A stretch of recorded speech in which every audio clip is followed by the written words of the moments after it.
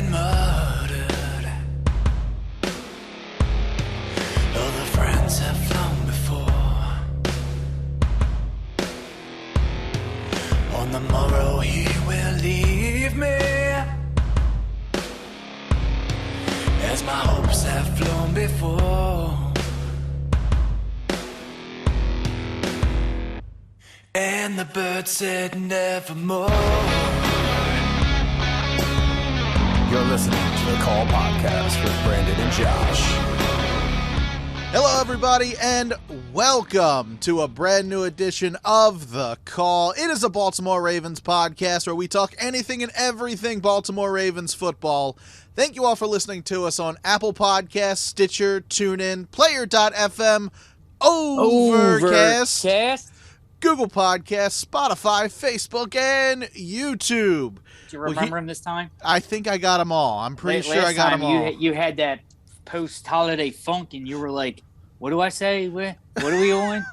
Well, I mean, you say it so much so that every time I either listen to you say it live or listen to the podcast, it's like I memorize them. And then the one time I got to do the show solo, I'll be like, and I'm like replaying it in my head. So I don't know if you read something when you do it or do by memory, but I was making sure you were good this week. Oh, yeah, I should be. Well, the show's still early, but we'll see what happens. But it is the season finale. It is the end of the NFL schedule. The regular season has just 1 week left. It's the biggest one of them all. But a little earlier than the end of the year, you got some special hardware. Yeah, you see that? You've got yourself a trophy, and that is for the fantasy football. That thing is massive, dude. Yes, it is. It is massive. It literally just got delivered to my front door, literally mere minutes before recording. I'm actually pretty impressed with this hardware. I'm happy I found it. I am the league champion of the fantasy league that I run. I finally got first place. I usually do a Lombardi about this size. It's about I think it's like 18 or 20 inches tall. It's pretty substantial, and it's got some weight to it. Yeah. And I usually do a Lombardi trophy that's kind of like chromed up, engraved. But you know what? I came across this piece of hardware, and for all those, I'll take a picture and post on the call for all those fantasy guys. I found this just like browsing fantasy trophies because the one I usually order was out of stock. So I had to search for another one, and this came up.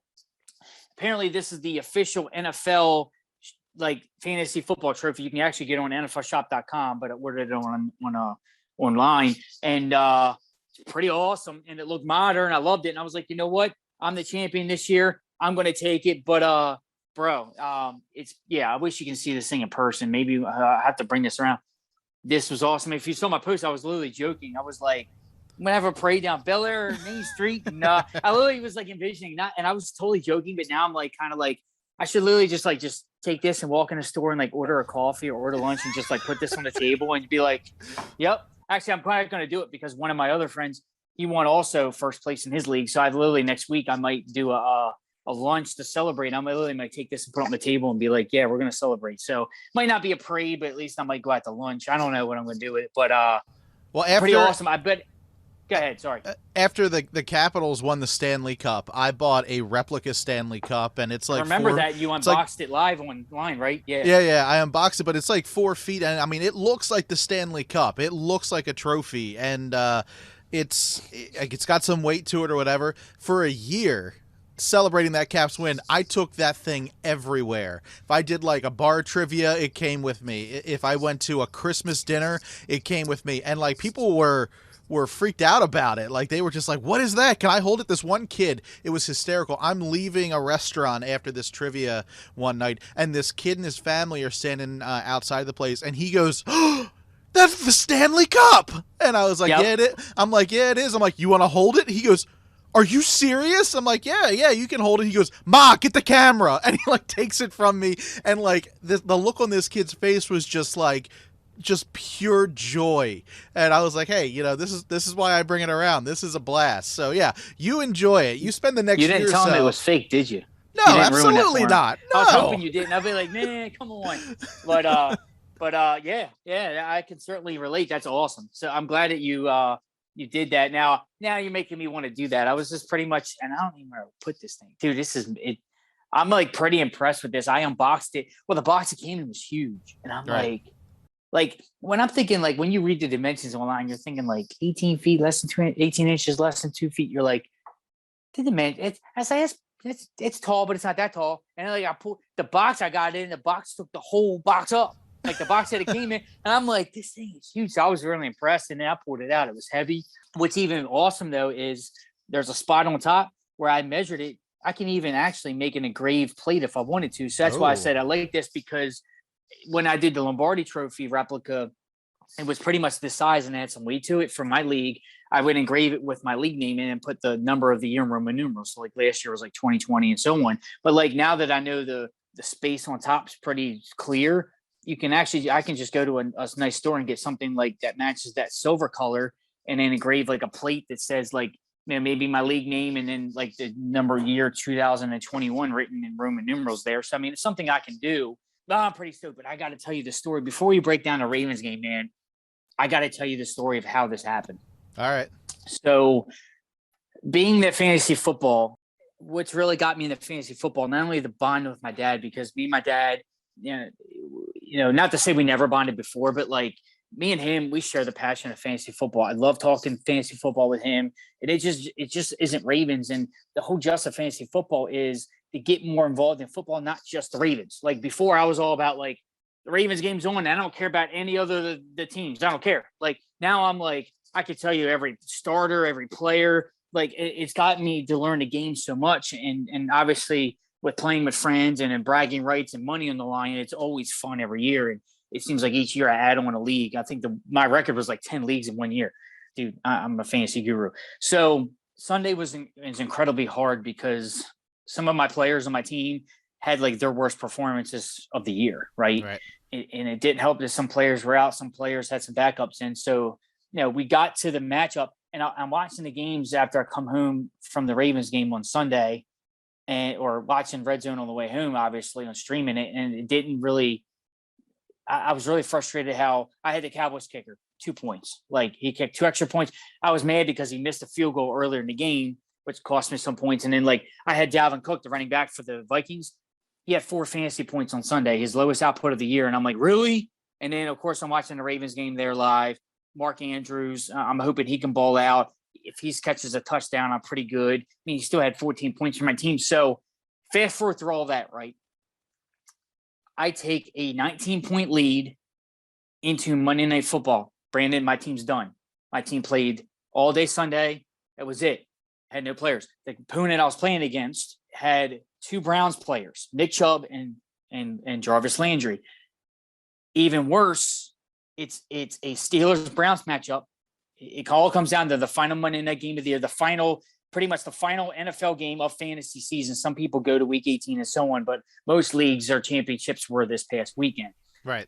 Not only that, but add more flavor into it. The guy I'm going against is a Browns fan, and his team name is Mayfield of Dreams. So it's all set up. So even let's Mayfield of Dreams. Yeah. Well, mine's Herbert and Ernie. So it was Herbert and Ernie versus Mayfield of Dreams, and we know how it should be Mayfield of Nightmares. So I was joking about that because House of Horrors. I mean, they showed the graphic. Baker Mayfield, most interceptions since he's entered the league. So everybody wants to make fun of Lamar and get on Lamar's case. I'm telling you what, Baker ain't the number 1 pick, but that's another story for another time. But so Brandon, I have a 19-point fantasy football lead with 2 players to go on Monday Night Football. Look back on the track record. The last time the Browns played the Steelers, Nick Chubb and Jarvis Landry combined for 18 points total. So I'm up 19. So if they do exactly what they did against the Steelers weeks before, I'm going to win by 1 point, which is insane. So I'm like holding on for dear life. So of course I'm watching the game,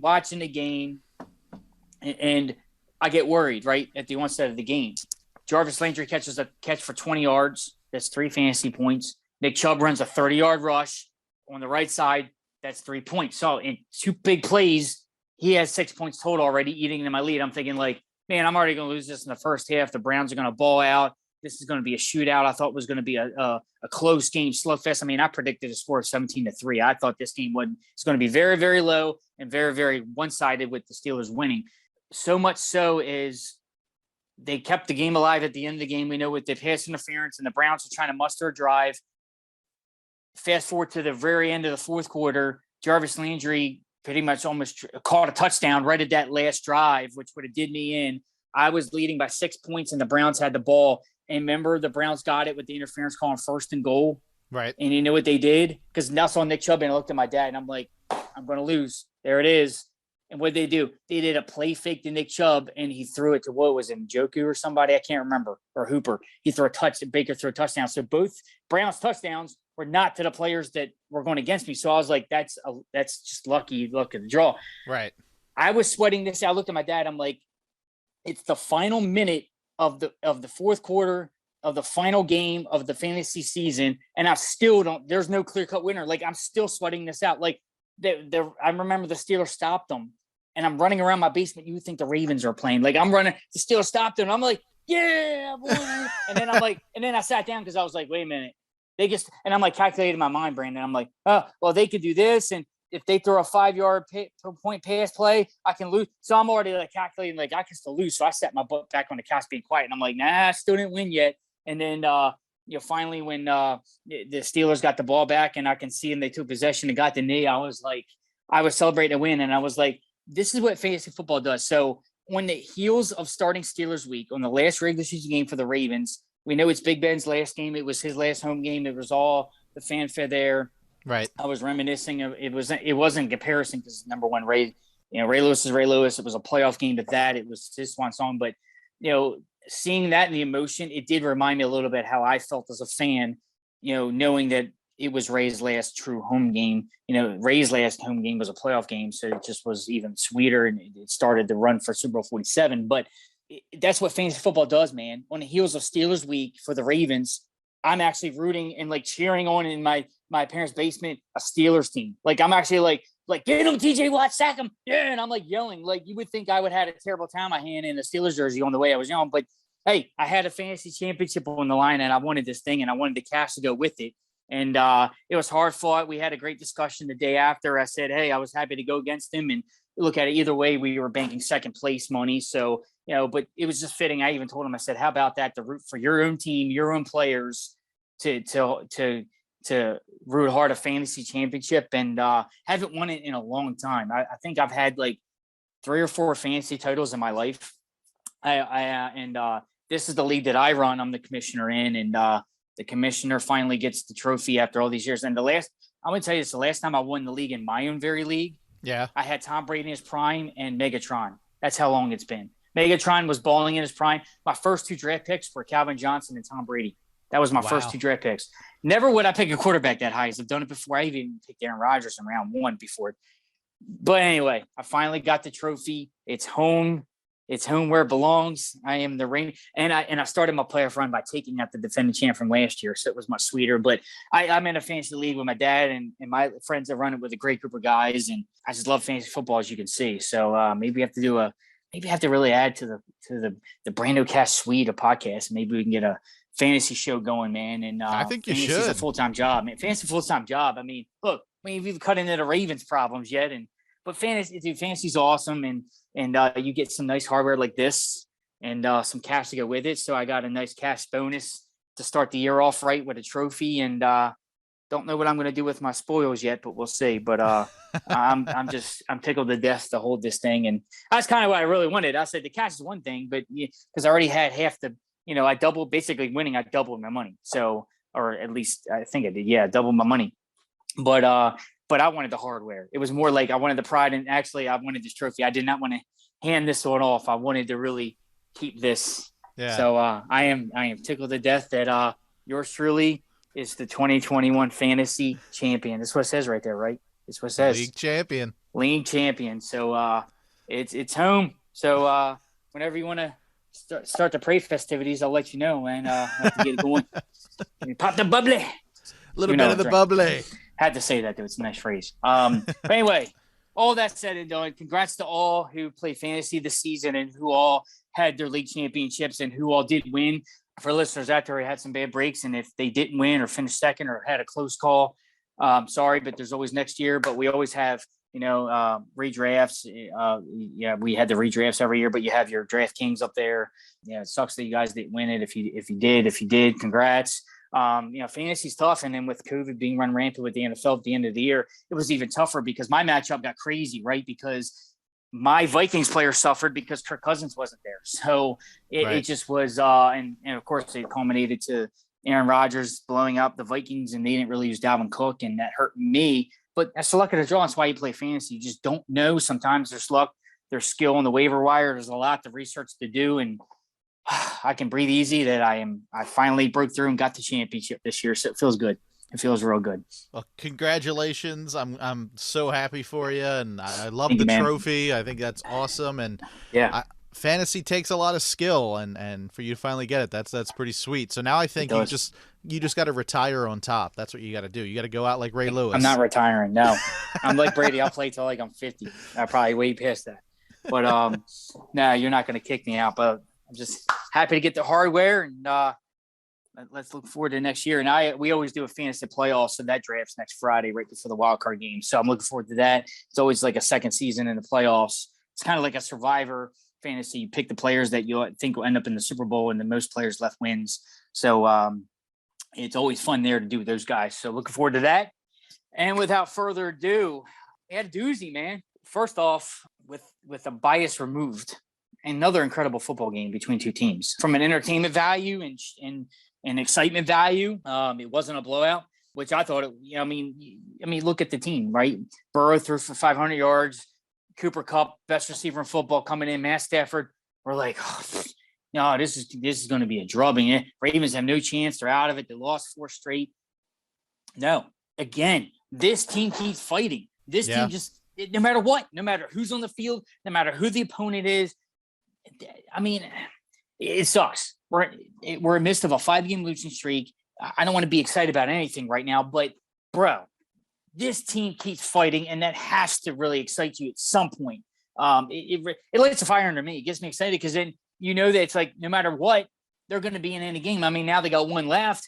It's too little, too late kind of deal. But what's more incredible is not only the effort, but if you look at the stretch run, dude, losing 4 out of 5 by a total of 5 points, another 1-point loss. Like, what's up with that? Like, even if you flip, 2 of those games around, they're at 10 wins.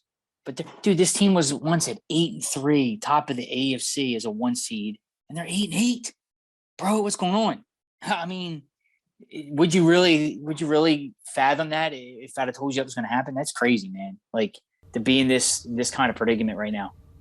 I mean, I was like you. I was expecting this game to just be an absolute blowout. I was expecting the Ravens to come out flat-footed. They really have nothing to play for. Yeah, if they would have won that game and then won against the Steelers, they would have had a good chance of making the playoffs. But I don't think any of us really thought that was realistic even that time last week, especially with all the things going on with Lamar. But for them to come out and do their thing, I mean, the Ravens, they were in this until the last play again. They are, like you said, they play until the very last moment. They never quit. So it was a lot of fun to watch, especially just as a fan. It was a lot of fun to watch. It wasn't bad football. I mean, there was a lot of great plays in this game. I mean, Chuck Clark had one of his best games this season. Two interceptions, man. Yeah. So I mean, he had the pick 6, right? If I can remember. Correct. Yep. Yeah. Correct. Yeah. So he had the pick 6. So he had 2 great interceptions. I mean, the dude was balling out. And what I find interesting, not that we've seen this fight from this team before in this losing streak, but how fitting was it that apparently Marcus Peters was definitely on the sidelines. He hosted Jimmy Seafood's tailgate, and no wonder his energy was infectious. And then I heard that he was like coaching up, especially against his former team. Remember, he came from the Rams organization. He was formerly there. And, so it was only fitting that Marcus Peters and of course, Rod Woodson was a legend of the game. So you had the defensive presence in the stadium. Rod Woodson, Hall of Famer, former Steeler, on the hinges of Steelers week. He came to Baltimore, won his very own in Super Bowl. Then you have Marcus Peters, injury, trying to come back, his energy on the sideline. So you had the defensive feel, and it bled right into the game, and it forced 3 Ram turnovers. And unfortunately, the Ravens didn't score an offensive touchdown for the first time in years? I think it was like 2015 or 16. And, we can even fast forward it. Fourth quarter drive, That was it. They were driving to my end of the field. I'm like, this is beautiful. 1st and goal. Didn't get it done. That was it. That was the game. I mean, you put 6 on the board there with an extra point to boot. Game's over. And then you snap this losing streak. We finally get a victory. You took down the Rams. Holy moly. Now it's a different scenario. Now they fall all the way to 11th in the AFC. They're on the outside looking in. They have a 3% chance of making the playoffs. But again, Lamar didn't play. We expected that. Again, defense gets, if there's any game balls to be had, defense gets everything. And Chuck Clark led the way. They were hitting, they were grinding. That was a great, crazy play on that 2-point conversion to stop Sony Michel on that play. So, I mean, the effort was there all day. The offense, man, just sucks. They just couldn't get it going. We'll say bright spot, man. Rashad Bateman. Yes. Dude, he's going to be he's got a bright future.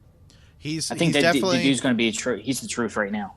It's really weird looking at this wide receiver core right now because you have Rashad Bateman, who's kind of like on the upswing.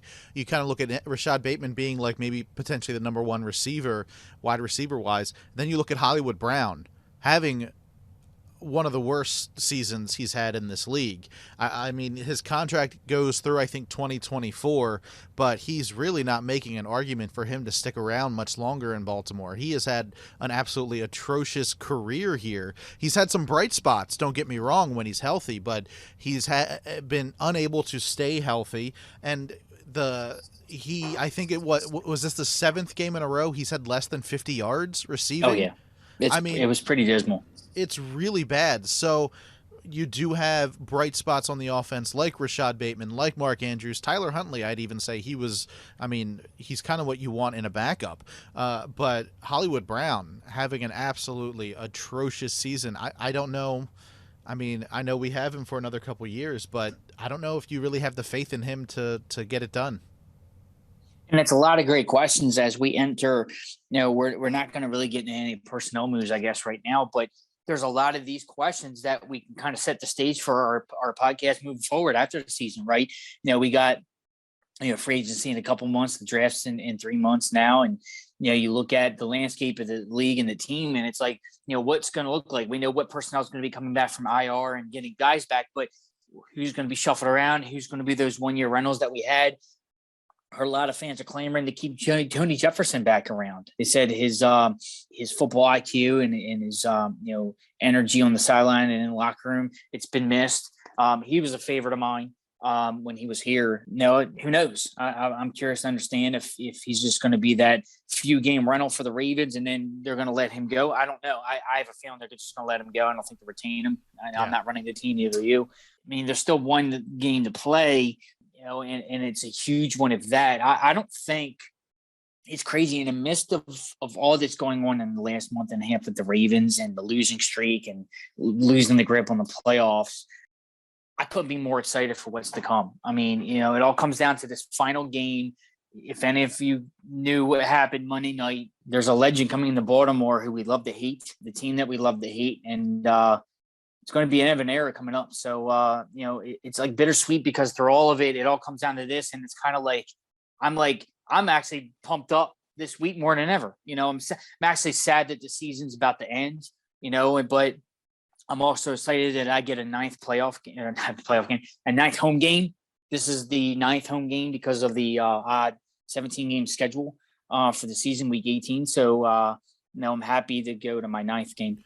Did you like this new schedule, the 3 preseason games and now the 18-week regular season? Because I think the whole point was to make things a little bit more competitive, but you do have this game, Ravens-Steelers, coming up this week that it means a lot to us. It's the rivalry. It's Big Ben's probably last game in Baltimore, but league-wise, this game means absolutely nothing. It's 2 teams that have a 3 to 4% chance of making the playoffs. They need a lot of help to do it. Like, would the season have been better if it just had ended last week? I don't know. I mean, as a fan, any football on TV is a good time, but right now this game outside the Baltimore-Pittsburgh viewing area, I mean, it doesn't really matter. No, and to come back to what I started the show about with fantasy, It matters to obviously the people who do sports betting. It matters to the people who are still in daily fantasy and some for the season long leagues. There's some leagues that go through week 18 and then some. So, but from a, like you said, to allude to your point, from a kind of raw football NFL standpoint, each team has a chance. The Steelers have the easiest road. They win, and they got to hope. The Ravens and the Steelers have the same. They have the same scenario, except the Ravens have two more scenarios on top of that. The Ravens and Steelers both need the Colts to lose in Jacksonville. There's this or out there that the Colts for the last 3 or 4 seasons in a row have lost in Jacksonville. The game's in Jacksonville away, and I mean, this is the first year that Carson Wentz is at the helm, so I don't know. We'll see. Remains to be seen for what that happens. I mean, the Ravens need the Patriots to beat the Dolphins, and they need the Chargers to beat the Raiders, I think. Yeah. Because the Raiders beat us, and then we beat the Chargers. So we need LA Chargers to win, and then for the Steelers, the Chargers and Raiders can't end in a tie. So they need 2 things to happen upon other than beating us. And then the Ravens need to win, and then hopefully 3 other teams lose, and that's it. So it's a 4% chance for the Ravens to make the playoffs, and they need to beat Pittsburgh. Colts lose to Jacksonville. Chargers lose to Vegas, and then Chargers lose to Vegas. That's interesting. Even though we beat them in the Vegas beat us. Correct. I don't know how it works, but you got it. I mean, I'm not saying it's wrong. Dolphins lose against New England. I mean, that's cut and dry, and that just leaves you a bitter taste in your mouth. I mean, the effort against the Rams, it's been all there against the 5-game win streak. Albeit that the team was so ravaged against Cincinnati, that was a foregone conclusion. The stats and the scoreboard tell the story there, and it's no secret that because of that, they're AFC North champs this year, and they get a home playoff game, and we're the outside looking in, crying the blues. 4 losses by 5 points total. That's unprecedented, but it also shows how finite the game is. They make 1 or 2 plays either way. They may win 2 of those 4 games. They might win all 4 games. All 4 of those games. I mean, 3 of the games were 1 scores, and the other was a 2-point score at a Cleveland 24-22 victory. So it's just wow. You just think about that kind of thing, and even if you just take everything out of it and they make both 2-point conversions, who knows? Right. And like I said, it's a 10-point win team instead of a 8-win team, and you're 10-6 at that point, entering the final game, and then at that point, you should easily make the playoffs given what the records are now. So it's going to be interesting to see how it unfolds, but it all comes down to this. The Rams' performance was good. I mean, the bright spots we covered: Rashad Bateman, Mark Andrews. The Ravens just didn't finish. They got down on the goal line. You can blame. I've heard everything under the sun. Fire Harbaugh, blame Harbaugh, blame Greg Roman, blame the sun, blame the clouds, blame the 60-degree weather in Baltimore in January. I don't know, which was awesome, by the way, to be at a game in how January. Cool Speaking of that, how cool would it have been though, because we got about a foot of snow on Monday. I mean, you and I went to the snow game against Minnesota years ago. What if that snow would have been 1 day earlier? Could you imagine that game in that type of snow we saw on Monday? Oh, I can, because I would have loved it, even though I still love tailgating. And I was in short sleeves. I was like, what is this? And then I knew then I'm at the same time, I'm getting a winter weather advisory update while I'm tailgating for tomorrow, which is essentially Monday. And I'm like, it's 62 degrees in Baltimore City, and I'm wearing short sleeves in the middle of January, tailgating, eating food. Like, what is this? But by the way, had my first experiences, I told you, in the club level. Pretty cool. Nice. Yeah. I had a great vantage point. I've yet to post the pictures. I had a great vantage point of the game. It was different perspective. And I even joked, I said, because I'm under the awning, and then the lower you get in the stadium, it seemed really loud. Like, it was like, I was like, does it seem really loud in here? Or is it just me? Like, it's loud because I'm way up top, and it doesn't seem as loud it's still loud, but it doesn't seem as much. So, but it was pretty cool. Enjoyed the club level life. Did you wear your normal game day garb? Oh yeah, I didn't to the club level. Dress down. Oh yeah. Right. Had my eyeballs and red eyes, and had everybody ask me about those. And at halftime it was great. You get to go in and chill on the club level, and there's couches, and get to put your feet up, and you're watching the TV, and you're checking your fantasy scores, and you got the amenities in there. So it was pretty cool. And hardly waited in line for the bathroom, and it's all indoors. Nice. I mean, like I said, if it was really cold out, and go inside and get a little warm, and then go back outside. So I got a little taste of the sweet life. And for one instance, I was like, why don't we upgrade the tickets, man? This is nice. I'm like, nah, this is like, I could get they're like used to 5 this. times the price of what I pay. So put it that way. So Yeah. yeah, I could get used to that, but not for an NFL game. If I want to do all that, maybe later in life, when I make the millions of dollars, but not now. Hit Powerball. My first. current seats suit my budget, not this one. But it was actually fun. I thank my buddy Bill for taking me to the club level, and thank his buddy Chris Kerr for letting me have the tickets, or letting us have the tickets in the first place and upgrading. It was an awesome surprise. Yes, I mean, to get for all in all, I mean, I had a ball. I mean, sucks the Ravens didn't make it, but again, tailgating's about hanging out with friends and eating good food and enjoying the great weather that we had blessed on Sunday in Baltimore and in Maryland in total for 60s. And then obviously the winter weather hit and old man winter showed his head, and I brought the snow from the north, and we got some fluffy white stuff here the next day. So, but it's going to be icy this week. It's our favorite week, Steelers week. Before we get there, I do want to... I'm jumping ahead. I'm sorry. Yeah, I'm sorry. There is one more thing I want to bring about this Rams thing. Sure, man. We got to give it up to the Rams front office and the coaching staff, because who were the two guys to put away the Ravens this week? Odell Beckham and Von Miller, who both Rams picked up at the trade deadline, and they weren't expecting Odell Beckham to be Odell Beckham from a couple years ago. He was not thrown to very often against the Ravens, but in those big moments, these two veteran guys were able to make plays happen. And we didn't hear Von Miller's name very much, except until that very big play at the end. So I got to give it up to them. I'm not a big fan of Odell Beckham Jr. I think he's a dramatic guy, and I don't like his attitude a lot of the time. He's subtle compared to what Antonio Brown did. That's very true. Another touche, guy, my friend, touche. Yeah, but I those two guys though, I mean, they were brought in for a reason, and hey, they got the job done. So the Rams. Well, it showed the Rams were invested. They were all in. Yeah. We're like, no, we're winning it now. Yeah, so you got to give it up to the Rams for making that call, and those two players for doing exactly what they were brought in to do. Oh, absolutely, man. And what's even more so is to add to that, Aaron Donald was interviewed earlier in the week saying like he was still remembering the 2019 drubbing of 45-6 when the Ravens went to LA and embarrassed them on Monday Night Football. Him and Jalen Ramsey had no answer for the Ravens offense that night. And, Aaron Donald was saying, yeah, it's in the back of our minds. And this is kind of like that quote unquote revenge game a few years later. And Von Miller, this is the second time he's seen the Ravens this year. Remember, he played back in week 4 against the Ravens with the Ravens win in Denver. Seems like eons ago. And, he said he had a bone to pick with the team. He was like, no, they got our number that game, and he had a second chance at him, and new team, new personnel, same guy, got him. And, we're familiar with Odell Beckham being on the Browns for the last couple of years and what he can do. So, these are familiar faces with the Ravens in the AFC, and then they moved to a new NFC team and got to see them both on the same team in last week's game. So, both of those, and I even said it too, with Aaron Donald, Von Miller, and Jalen Ramsey on the same defense, man. And, they got Cooper Kupp, Van Jefferson, Odell Beckham, Matt Stafford. I know Cam Akers somehow was supposed to kind of make an appearance after his injury this summer. Gives you hope in the horizon for J.K. Dobbins, because Cam Akers is another special talent early in his young career. And, we'll see what happens, man. But, you get to give credit where credit's due on the Rams part. I mean, they made the plays and, they finished. We didn't. And, unfortunately, obviously Matt Stafford, they forced 3 turnovers. Ravens couldn't cash in.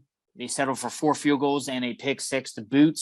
But again, Huntley made a mistake too. Turned the ball over, and both, one of Matt Stafford's interceptions was pick 6. Huntley's interception turned into 7 on that end. And the Rams, gave them momentum. The Rams weren't doing nothing the whole game.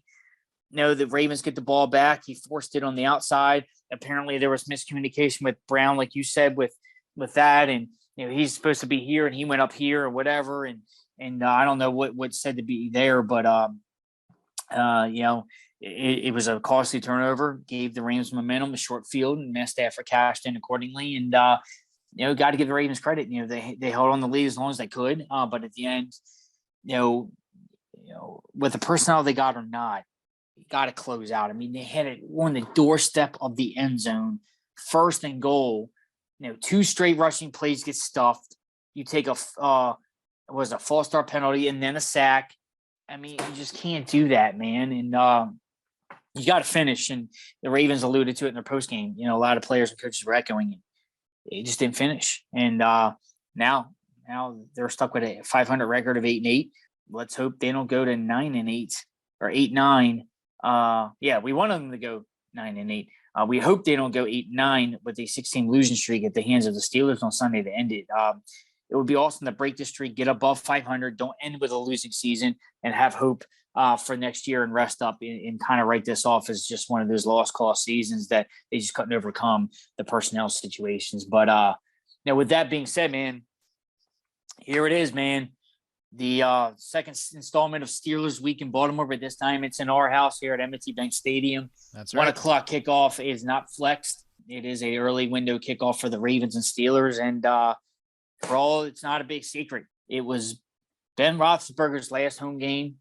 Fitting for them, Monday Night Football victory, but it's a different story. They come to our house this time, and it's a rivalry for the ages. He's been there every step of the way since 2004. All kinds of memories, all kinds of agony for the Ravens and fans, and giving us fits. And he's delivered a couple of titles for them. And it all comes down to this Sunday, man. And a lot of people had some different thoughts about this. I've heard a lot of Ravens memories of him, and one of my favorite memories of mine.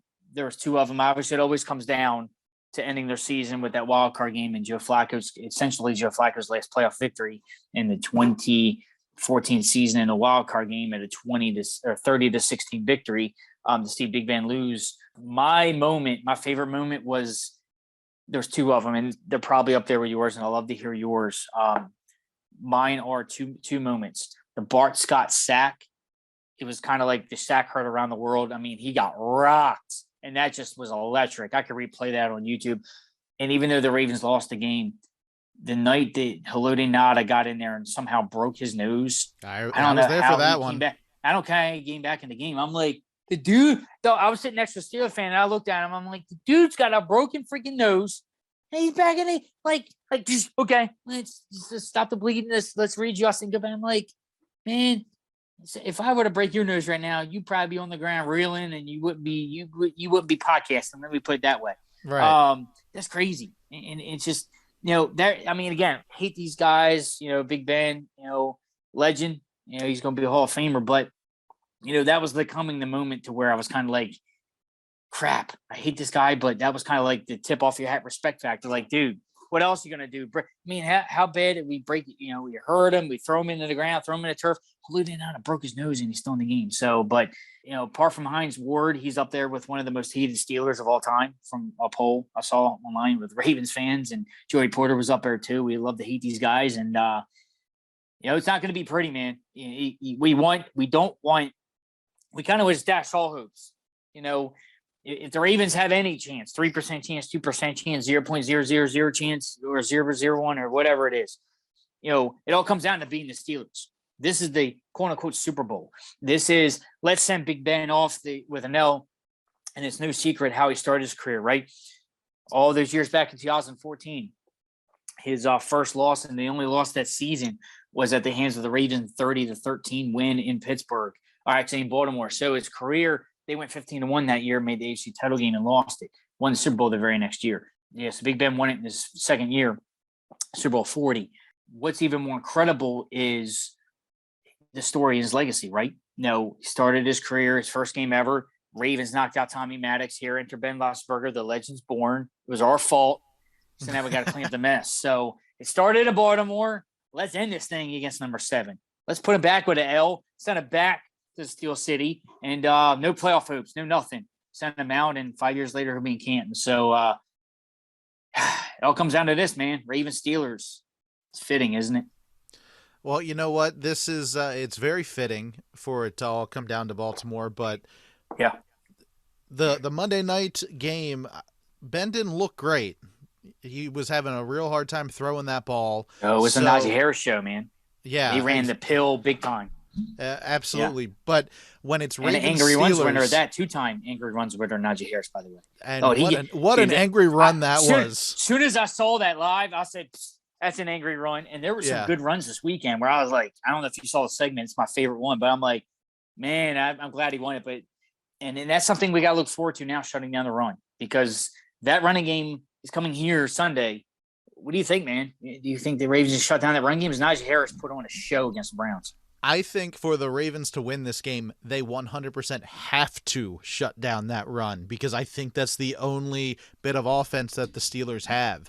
The Ravens are definitely going to have to shut down the run, force Big Ben to pass, because obviously right now that is not his strong suit. Right. We know what Big Ben's weakness is at this point in his career, and he just doesn't have the arm power he once did. So force him to. He still can get it done. I mean, they got it done. Yeah. Not to discredit, you're right. I mean, they had the final drive against us, to go ahead and beat us in that point, score 8 there. But you're right. This isn't the Big Ben back in his prime. He's about to exit the league and doesn't have that arm strength. He's old.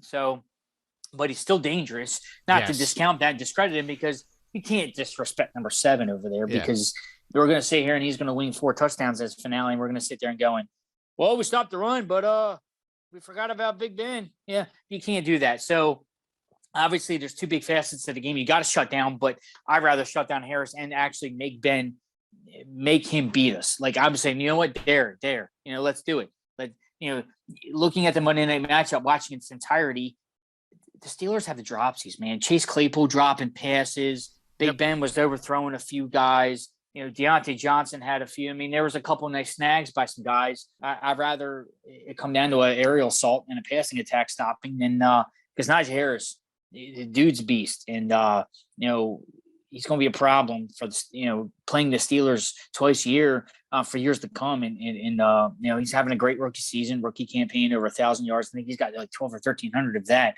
I don't even know if it's all-purpose yards or rushing yards. I have to look at the stats, but the dude's a monster. He had a great game Monday night. They're coming into town and they kind of want to run us out of the building. So got to stop. It doesn't matter, playoff, Super Bowl, whatever's on the line. Yeah. If it's Ravens Steelers, both teams will bring it.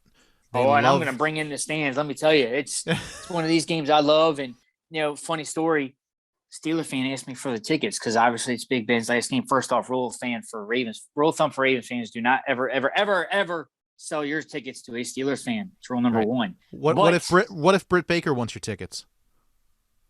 You had to go there. I hate you. You just literally just stopped me, because I literally told you, I was like, she's like the hottest Steelers fan ever. Like, I can't even get mad at her for that. Like, it's Britt Baker. Yeah. If she was to buy my tickets, I actually would sell them to her. I would break the rule because it's Britt Baker. I mean, seriously, or Brett Michaels. I mean, if it's Britt Baker, Brett Michaels, really. Like, I was trying to get Britt Baker on Good Morning Football this week. I tweeted to him, and I was like, "Come on, man! Hey, more power to you. You always try. I love it." But I look at it this way. Yeah, you get mad at me for selling them to Steelers fans, but would you want to be the guy sitting next to Brett Michaels or Britt Baker at the Ravens game? I think it would be pretty cool. Yeah. But I told a Steeler fan, because it's what it means, and it's Big Ben's last game, and it's Ravens Steelers, which I always love to do, and I never sell the ticket. I was dead serious. I said, "You want these tickets? Pay off my car loan." He's like, "What?" And I said it with a straight face. I wasn't laughing. I wasn't joking. Like, hee. I was like, "Pay off the car loan. You want these tickets? Write me a check to pay off my car. How much is your car?" And I told him the amount. He's like, "No, thank you, bro." And I said, "Yeah, it's not no picnic now, is it?" And I said, but the sum to a Steelers fan, I'm not saying like a high price on that, but I owe a pretty good penny on my car. So you want to get me out of debt? And I could have stepped up and said pay off my mortgage, but I feel like that's a little steep for football tickets. But car note I could probably get on board with. But no, not selling them because I put the price way too high. No one's going to open their pockets for that. So obviously I can't wait to be there on Sunday and be all around the Ravens fans around me. And hopefully no stupid twirling yellow towels around me, because they're just annoying as crazy. I just can't stand it, but we'll see. Well, one guy that you might not be seeing on Sunday is quarterback Lamar Jackson. He did not participate in practice on Wednesday. We have not seen him since his injury. And they keep teasing it, man. Like right away, like Sunday night, they were like, Lamar Jackson might play Sunday, and I'm like laughing at the TV, like, get out of here, man. He ain't playing. Well, let me ask you this. I would love for him to play, but he's not playing. let me ask you this: He's not like we said, this game doesn't mean anything except for the rivalry. It's Big Ben's last showing. If Lamar Jackson is 85-90% ready, I still would not play him at this point, because if you want this guy to be the face of your franchise for a very long time, you don't put him out there for a game that means absolutely nothing. I can't imagine Lamar, even a mostly healthy Lamar, I can't imagine him playing this game on Sunday. No, and if Huntley was actually playing subpar, I mean, he's playing decent enough as a backup to keep the Ravens in the game and manage the game. If the Ravens get blown out and they can only muster up 3 points or 6 points total of offense in these games, then I can see him be like, you know what, Lamar's okay to go. Let's roll him out there. Yeah, it would be nice to see him for the fanfare of the rivalry. The new blood versus the old blood.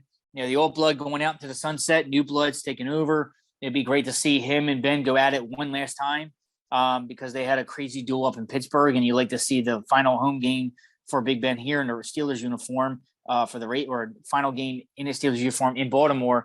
You like to see number 8 in the field, but you don't do it for the fanfare. You got to take care of his health, and you also look at the long-term health of that, because what if you do throw him out there and something even crazier happens, like he tears his ACL or he hurts his ankle worse, then he's biting into his off-season regimen, and then he's getting a slower start, and then now you're in mini camps in May and all the OTAs, and then you're like, oh, Lamar's getting slow, and then you don't want that. Like, you kind of want to just like, look, what's a 3% chance, whatever, if we play and all the other and Harbaugh was asked about that, right? You were like, would it be crazy if the Ravens lose this game and then the other stuff happened and then they didn't win? Now the fans, I can see, I already called this. I'll even put money on it. You'll hear about it on social media or a radio call-in. If that were to happen and Lamar don't play, should have played Lamar, man. It was a playoff game and we had to win. I'm like, yep. See, yeah, there you go. Because I'm going to call it right now. You can rewind this back on the call because I'm sure somebody's going to do it. They've been crazy this week. I've heard all kinds of scenarios. So it all comes down to this, and I'm looking forward to it, man. The key's the game. Simple. You just want to beat the Steelers. Don't care how. I don't care what. The effort's there. The effort's been there. And I feel like we are near the legend of the game. Steve Sis, who owns Ben. Right. Fitting. So people were saying like, oh, awesome. Is M&T Bank going to do any sort of tribute to Big Ben? Or the Ravens going to do any tribute to Big Ben? It's a rivalry, this or whatever. They're bringing back Terrell Suggs, who owns him. That's what they're doing. I have the sign signed in my office.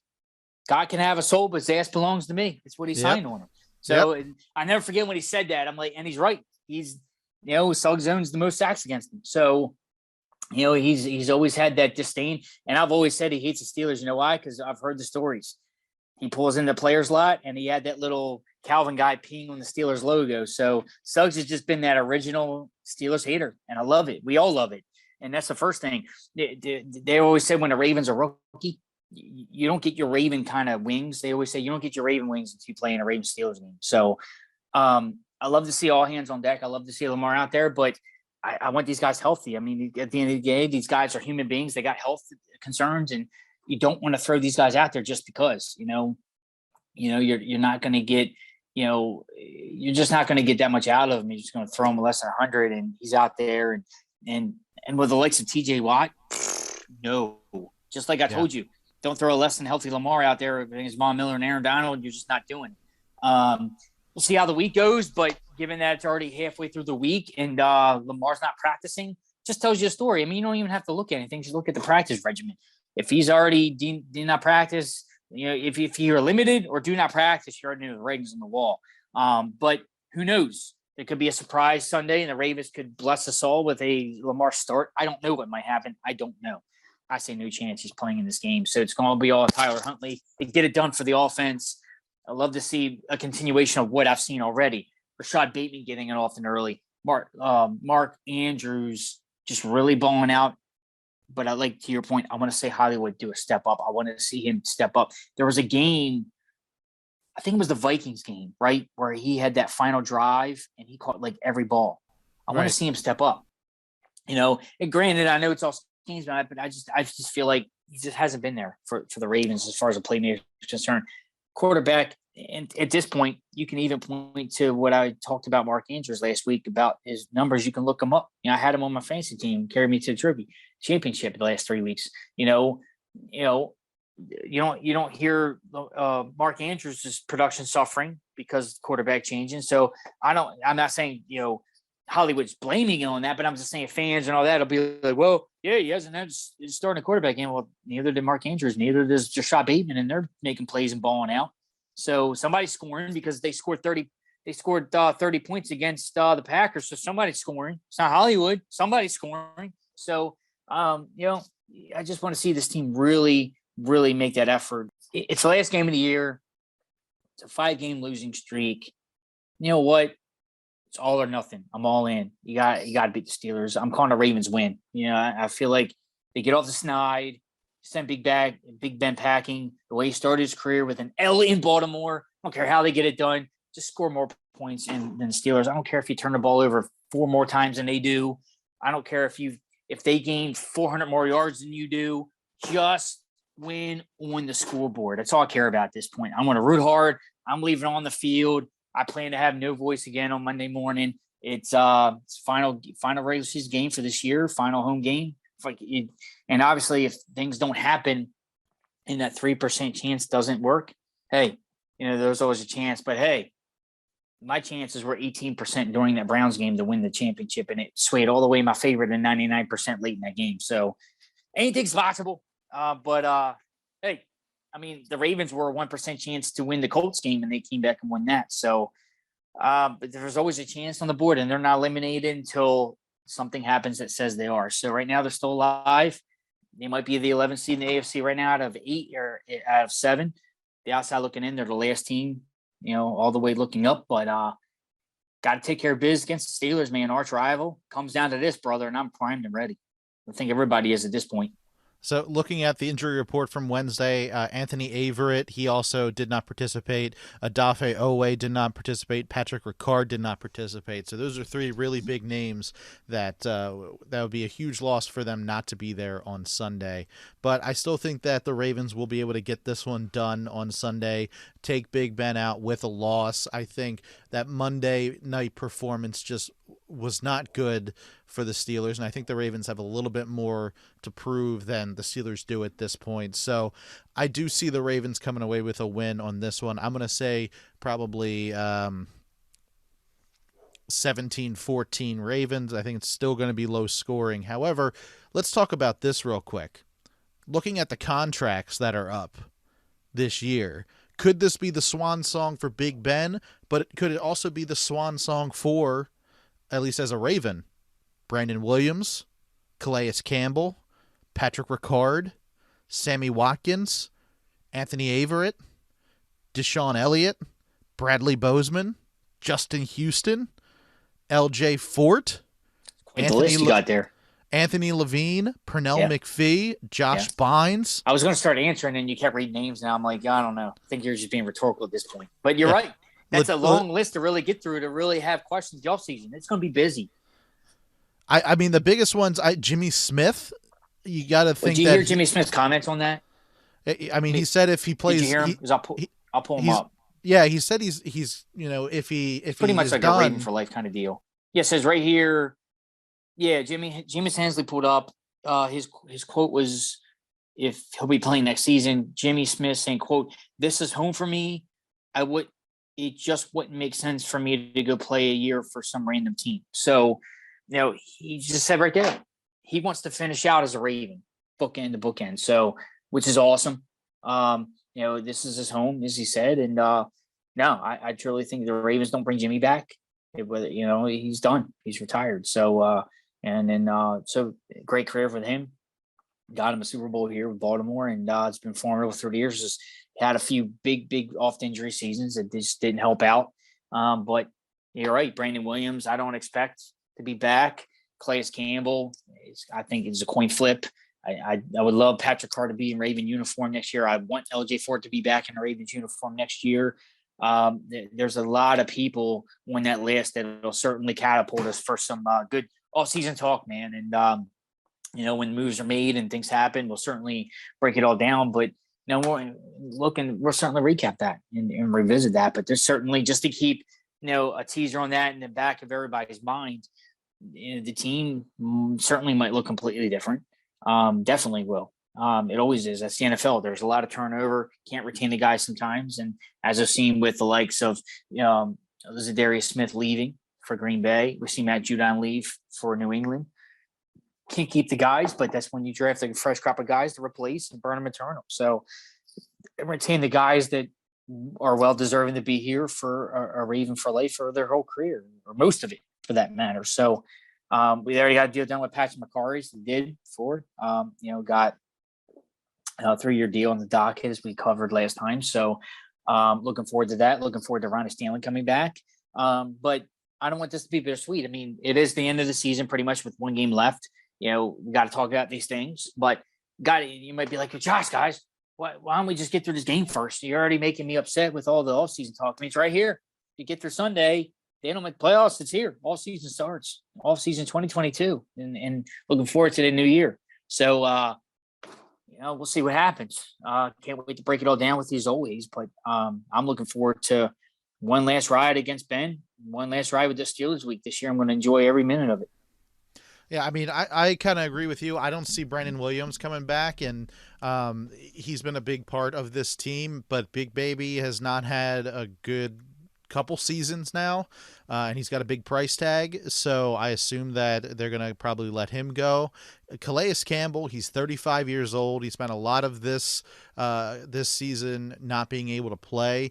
I don't know. This might be a swan song for him as well. He might not go somewhere else. This might be it. He may be retiring after this year. Bradley Bozeman, though, that's a big one because he just got moved to center.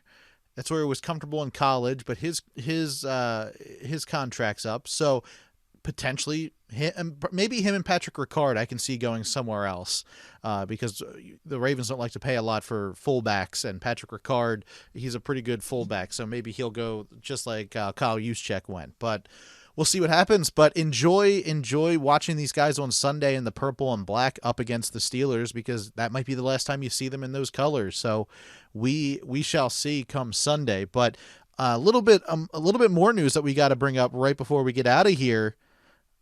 WWE NXT champion, currently former Raven, Bronson Rick Steiner. If you remember, he was an undrafted fullback. He was brought in. He worked with the Ravens for a little bit. He was cut during a training camp, so he never saw the field for a game. But after he got cut by the Ravens, he's the son of wrestler Rick Steiner. He went to the WWE Performance Center, and he took on the name Braun Breaker, and he beat Tommaso Ciampa at New Year's Evil, and he won the WWE NXT Championship. So we have to say congratulations to Braun Breaker, former Raven. How cool is that? That's awesome. And again, former Ravens getting it done in other ways, and very excited for him and his opportunity in that regard. And, remember when he came on the Ravens and, unfortunately it didn't work out in the NFL, but I'm glad it worked out there. And the dude's built. He's a tank. We know how athletic he is, and dude's massive. And very excited for him to get that opportunity and have success at it. So certainly something to cheer on, and always love to see former Birds, whether they're here 5-10 seasons or whether they're here a season or whether they were just here and for a summer training camp and leaving other greener pastures. And we wish them all the best. Absolutely. So, Josh, have we covered everything for this episode of The Call? You're not getting out of here without telling me your Big Ben moments. Well, you know what? I actually have Big Ben on my wall. Hold on 1 second. Let me show you. Man, it's blasphemous. You better get back here. Don't be walking away from me. Where are you going? Big Ben. Oh, I got Big Ben on my wall too. I knew you were going there. Yep, I know what you mean. It's Ray Lewis sacking Big Ben in the AFC title game in 2008. I have that back to back on the wall with Suggs sacking him with the quotes. So that's awesome. I love that one. That's right. So yeah, love it.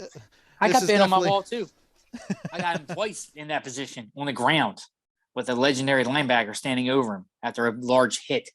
Love it. And that's right.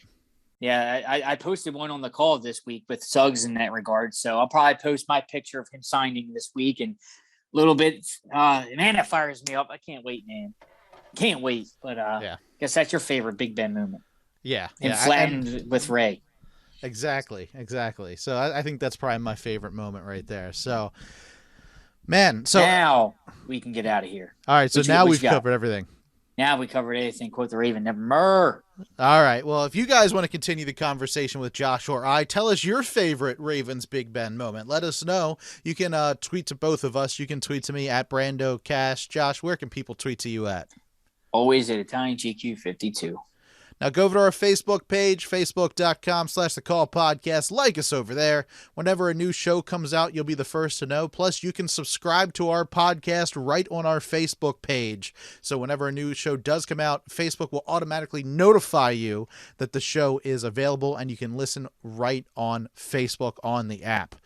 Now, we do this show for free. You listen, stream, and download for free on Apple Podcasts, Stitcher, TuneIn, Player.fm, Overcast, Google Podcasts, Spotify, Facebook, and YouTube. All we ask in return is for you to please spread the word about the show. Write us an Apple Podcast review, rate us on Spotify, subscribe on Facebook, and then let people know on Facebook and Twitter and Tumblr and Pinterest and Instagram and Reddit and Snapchat and Twitch and TikTok, anywhere you're social on the web or with your phone. Say, I'm a Baltimore Ravens fan. I listen to The Call, and you should too.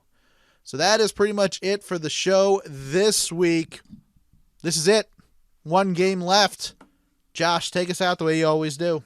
Brandon, man, thank you so very much. And this is it. Ravens, Steelers. Steelers week in Baltimore. We love it. We love not eating Heinz ketchup on our food for this week. And for all that we matter, we don't want to support that cause. And I'd love to hear what your favorite, again, like Brandon said, love to hear your favorite Ravens-Steelers rivalry moments. Definitely Big Ben moments, whether they're good or bad. Hopefully they're all bad because we don't want any good Big Ben moments because that would be horrible for us. So I take that back. Just in the spirit of talking, go to bed. I didn't mean it. Sorry, Ravens Nation. But hopefully we had another bad memory to his Hall of Fame career and ended with an L. There's some legends, some Baltimore teams that ended their career with a W against our squads, and we don't like that around here. We like a big, fat L to send them home and remember that they didn't get in the postseason. No fun time for the Steelers at all. Zero, zilch. I want to end this losing streak. I want to finally be on the winning side of things, and I'm going to look forward to celebrating and look forward to the offseason. Whether or not we make the playoffs is a different story. We need help. Our destiny's not in our own hands. Obviously, we're not division champs. Bengals are. Lost the grip on everything. Now it all comes down to this. But the Ravens, they got to take care of their business or it all means nothing. We got to take care of it against the Steelers. Let's call them for it. Hat trick. Ravens are going to get 3 sacks against Big Ben. I don't care how they do it. I love it. I want to see him down. I want to see him pouting. And a Big Ben packing with that L. Don't care if it's a swan song because you know why? It's the Ravens song that we're going to be singing on Sunday. How about it? Ravens, Steelers, season finale. Baltimore Ravens, let's give it all you got. Love the effort. Let's keep it going and close this sucker out. Baltimore Ravens, let's fly high.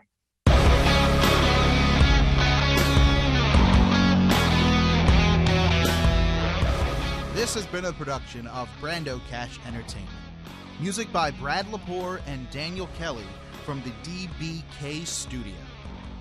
For more information, go to brandocash.com.